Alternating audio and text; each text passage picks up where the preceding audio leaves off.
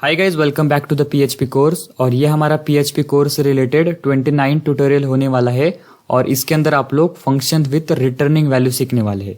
तो जैसे कि आपने लास्ट वीडियो के अंदर देखा कि हम एक रियूजेबल कोड के लिए एक फंक्शन क्रिएट करते विथ पैरामीटर्स। तो जहां पर हम फंक्शन नेम लिखते वहां पर हम आर्ग्यूमेंट्स को पास कर रहे थे टू पैरामीटर्स, और ये पैरामीटर्स हम लोग हमारे फंक्शन के अंदर कहीं पर भी यूज कर रहे थे। जैसे कि यहाँ पर मैंने यूज किया, इको किया इनको और वहां पर इनकी एडिशन को यहाँ पर प्रिंट किया हुआ है। बट यहाँ पर अभी सिचुएशन कुछ ऐसी है कि हमें यहाँ पर इनको प्रिंट नहीं कराना। जैसे कि हमने इस फंक्शन के अंदर यहाँ पर इको कर यहाँ पर इनके एडिशन को प्रिंट किया है, तो हमें ऐसा नहीं करना। हमें क्या करना है, उसको रिटर्न करना है और वो रिटर्न की हुई वैल्यू को हमें आगे फर्दर कहीं पर यूज करना है फंक्शन के बाहर। अभी हम जब ये पैरामीटर्स है तो हम बस ये पैरामीटर्स को इस फंक्शन के अंदर ही यूज कर सकते हैं।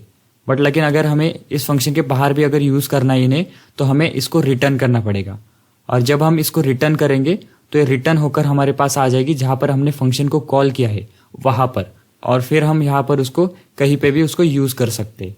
तो यहाँ पर देखिए मैंने एक फंक्शन क्रिएट किया है फंक्शन कीवर्ड के साथ। यहाँ पर फंक्शन नेम दे दिया और यहाँ पर 2 पैरामीटर दिए हैं। और उसके बाद हमारे अंदर होगी स्टेटमेंट्स, और जो भी स्टेटमेंट्स होगी हम उनके साथ मैनिपुलेशन करेंगे एंड उसके बाद में हम उसको रिटर्न करेंगे। जैसे कि यहाँ पर मैंने रिटर्न की है वैल्यू, और वैल्यू कुछ भी हो सकती है। जैसे कोई न्यूमेरिक वैल्यू हो सकती है, कोई स्ट्रिंग वैल्यू हो सकती है, कोई फ्लोट वैल्यू हो सकती है, और तो और कोई वेरिएबल भी हो सकता है। तो हम यहाँ पर कोई भी रिटर्न कर सकते हैं। एंड एक और यहाँ पर चीज है कि हम बस एक बार में ही एक ही वैल्यू को रिटर्न कर सकते हैं। जैसे कि यहाँ पर मैंने रिटर्न की वैल्यू, तो यहाँ पर मैं कोई भी एक ही वेरिएबल दे सकता हूँ। तो यहाँ पर हम मल्टीपल वैल्यूज को रिटर्न नहीं कर सकते। उसके बाद जो हमने यहाँ पर रिटर्न किया है ये वैल्यू, तो जहां पर भी हम फंक्शन को कॉल करेंगे तो वहां पर हम उसको किसी वेरिएबल के अंदर भी स्टोर कर सकते हैं, या तो फिर हम यहीं पर इको कर और फंक्शन को कॉल कर देंगे। तो हमारी जो रिटर्न हुई वैल्यू है वो वहां पर प्रिंट हो जाएगी। तो हमने यहाँ पर इस सिचुएशन में क्या किया है, जो हमारा फंक्शन नेम है वो यहाँ पर लिखा। उसके बाद जो भी हमने आर्गुमेंट्स पास करनी है पैरामीटर को, हमने वो यहाँ पर की। एंड यहाँ पर जब पैरामीटर्स यहाँ पर आएंगे एंड उसके बाद हमने जो भी काम करना है इन पैरामीटर्स के साथ हमने वो किया,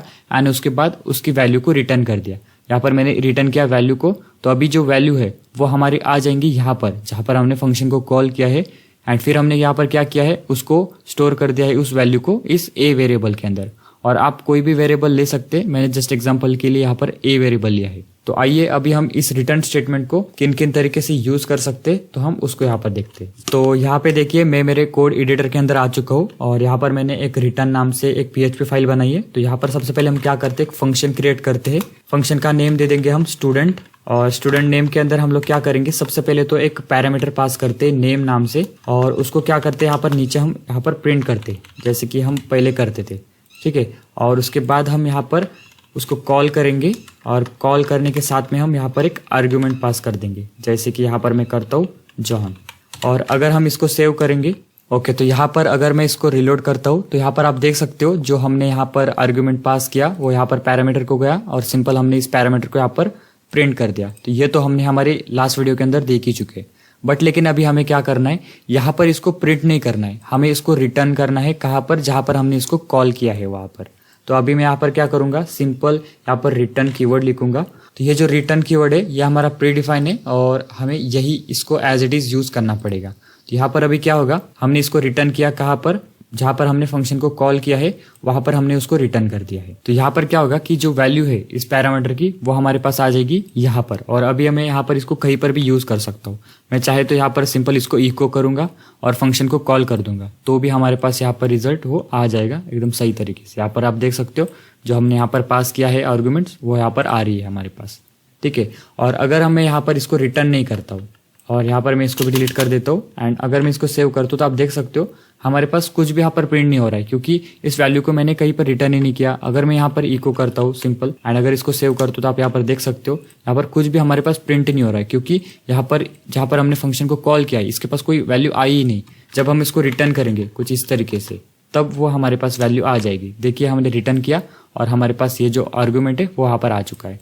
अभी मैं अगर यहाँ पर आर्ग्यूमेंट को चेंज करता हूँ, जैसे कि यहाँ पर करता हूँ विक और इसको सेव करता हूँ, तो आप यहाँ पर देख सकते हो जॉन विक यहाँ पर आ रहा है, ठीक है। तो यहाँ पर हम इस तरीके से वैल्यू को रिटर्न करते हैं। तो अभी चलिए एक प्रोग्राम करते हैं जहां पर कि हम क्या करेंगे, स्टूडेंट के परसेंटेज निकालेंगे, और हमें तब प्रॉपरली समझ में आ जाएगा कि हम रिटर्न फंक्शन का यूज बेसिकली कैसे कर सकते हैं, ठीक है। तो यहाँ पर सबसे पहले हम क्या करेंगे, 3 सब्जेक्ट लेंगे, एक लेंगे मैथ, दूसरा लेंगे हम ENG इंग्लिश मतलब, और तीसरा लेंगे हम साइंस SC नाम से। ओके, तो हमने यहाँ पर क्या किया, 3 पैरामीटर्स यहाँ पर दे दिए हैं और यहाँ पर नीचे क्या करूंगा मैं, 3 आर्गुमेंट्स भी यहाँ पर पास कर देते, जैसे कि उसके मार्क्स हम यहाँ पर पास कर देते। जैसे यहाँ पर मैंने 25, 26 और 45 यहाँ पर कर दिया। तो यहाँ पर क्या हो रहा है कि हम फंक्शन को कॉल कर रहे हैं और यहाँ पर आर्गुमेंट्स को हमने यहाँ पर पास कर दिया। तो ये जो हमने पैरामीटर्स लिए है, तो यहाँ पर हमारे पास वो आर्गुमेंट्स आ चुके हैं। ठीक है, तो अभी हम यहाँ पर सिंपल क्या करेंगे, इनकी टोटल करेंगे। ठीक है, यहाँ पर मैं टोटल एक वेरिएबल लेता हूँ, इसके अंदर जो भी हमारे सब्जेक्ट है उनके मैं टोटल यहाँ पर कर देता हूँ। यहाँ पर कि मैंने किया ENG, अगेन यहाँ पर मैं प्लस करूंगा, डॉलर करके हम यहाँ पर कर देंगे SC। यहाँ पर ये जो तीनों पैरामीटर्स है उनको हमने एडिशन की और एडिशन करने के बाद हमने इसको स्टोर कर दिया इस टोटल वेरिएबल के अंदर। तो यहाँ पर अभी हम इसको रिटर्न कर सकते हैं, जैसे कि यहाँ पर मैं रिटर्न कीवर्ड लिखूंगा तो ये जो टोटल जो है वो यहाँ पर रिटर्न हो जाएगी। तो हम क्या करते हैं, इसको नीचे लिख देते हैं। यहाँ पर मैं करता हूँ रिटर्न और यहाँ पर जो टोटल वेरिएबल है वो यहाँ पर दे देता हूँ। तो यहाँ पर अभी क्या होगा कि ये जो टोटल है हमारा वो रिटर्न हो जाएगा जहाँ पर हमने फंक्शन को कॉल किया हुआ है। अगर मैं यहीं पर इसको यूज करता हूँ, जैसे कि यहाँ पर करता हूँ इको और फंक्शन को कॉल कर देता हूँ, तो आप यहाँ पर देख सकते हो हमारे पास वो टोटल बनकर आ चुका है। जो ये तीनों सब्जेक्ट के मार्क्स है वो टोटल हुए इस टोटल वेरिएबल के अंदर एंड फिर हमने इसको रिटर्न किया इस टोटल वेरिएबल को। और वो जैसे रिटर्न किया तो वो जहाँ पर हमने उसको कॉल किया हुआ है, यहाँ पर हमने कॉल किया ना और यहाँ पर हमने उसके आर्ग्यूमेंट को पास किया है, तो यहाँ पर वो जो टोटल है वो यहाँ पर रिटर्न हो चुकी है एंड हमने उसको यहाँ पर यूज किया, इको किया और उसको प्रिंट किया। तो आप यहाँ पर देख सकते हो 106 यहाँ पर करेक्ट, यहाँ पर हमारे पास वो रिटर्न होकर आ रही है वैल्यू। एंड हम उसको एक और तरीके से यूज कर सकते हैं, जैसे कि यहाँ पर मैं एक वेरिएबल लेता हूँ जहाँ पर करेंगे सम टोटल और यहाँ पर अगर इक्वल्स टू करता हूँ तो यहाँ पर क्या होगा, जो टोटल वैल्यू है वो हमारे पास इस वेरिएबल के अंदर आ जाएगी। और इस वेरिएबल को यहाँ पर मैं प्रिंट करता हूँ, इको करूंगा और यहाँ पर $ST करूंगा। तो यहाँ पर भी देखना हमारे पास कोई चेंज नहीं होगा क्योंकि हमने यहाँ पर इसको सिंपल से प्रिंट किया। अगर मैं इसको प्रिंट नहीं करता था यहाँ पर देखना कुछ भी नहीं होगा। तो यहाँ पर हम इसको आगे फर्दर अभी यूज करेंगे। तो अभी हमें यहाँ पर क्या करना था, इसकी परसेंटेज निकालना था। तो हम क्या करेंगे, एक और फंक्शन यहाँ पर लेंगे। तो यहाँ पर मैं एक फंक्शन लेता हूँ परसेंटेज नाम से।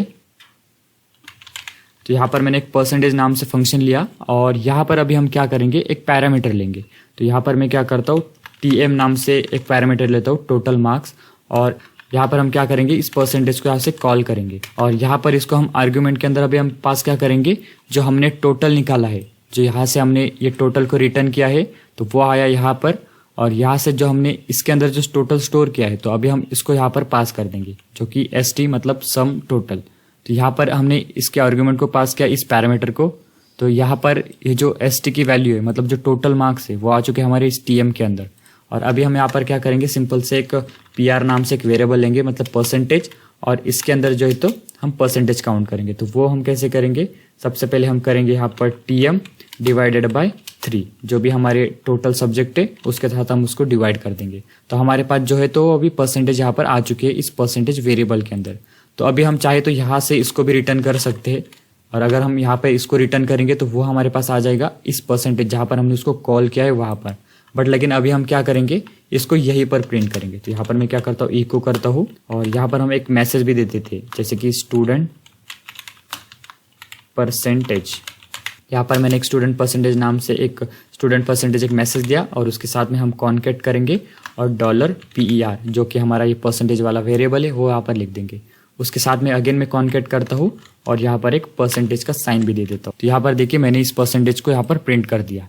तो अगर हम इसको सेव करेंगे एंड अगर हम इसका रिजल्ट देखें, जहाँ पर देख सकते हो जो हमारे पास परसेंटेज है वो एकदम करेक्ट यहाँ पर आ रहे हैं। तो अभी मैं आपको अगेन इसको एक बार बताता हूँ। सबसे पहले हमने क्या किया, एक स्टूडेंट नाम से फंक्शन क्रिएट किया और उसके अंदर 3 पैरामीटर दे दिए, मतलब कि 3 सब्जेक्ट दे दिए स्टूडेंट के। ओके, और उसके बाद हमने जब यहाँ पर फंक्शन को कॉल कर रहे तो हम यहाँ पर उसके आर्ग्यूमेंट्स पास कर रहे, मतलब कि मार्क्स पास कर रहे। 25 जाएगा मैथ को, 36 जाएगा ENG को मतलब इंग्लिश को, जो 45 है ये जाएगा इस SC पैरामीटर को। और उसके बाद हम नीचे क्या कर रहे हैं, इस फंक्शन के अंदर इनकी टोटल कर रहे, इन तीनों सब्जेक्ट की हमने टोटल की और ये टोटल वेरिएबल के अंदर स्टोर कर ली। एंड उसके बाद हम इस टोटल वेरिएबल को यहाँ पर रिटर्न कर रहे। देखिए यहाँ पर मैंने रिटर्न कीवर्ड लिखा और आगे टोटल लिख दिया।